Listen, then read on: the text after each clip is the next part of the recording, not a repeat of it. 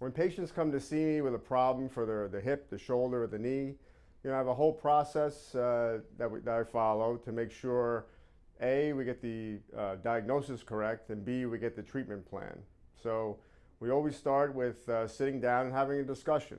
So I find out a little bit more about the patient. What happened? Was there an injury? Was this just something that developed over time? So I get a good history of what's going on.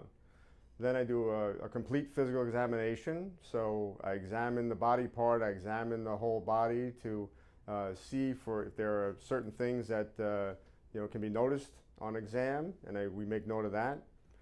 Thirdly, we then get diagnostic testing. So we get MRI scans, x-rays, and whatnot. So we use all this information to come up with a diagnosis and a treatment plan, which is very important.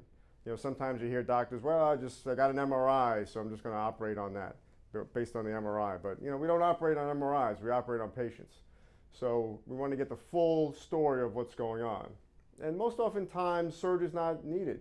Oftentimes at all times, we start out with more conservative treatment, physical therapy, injections, give it time to heal. And then only in those cases where all that stuff doesn't work, then we do recommend surgery. And in those cases, surgery works very well because you've tried everything else and surgery is the right way to go.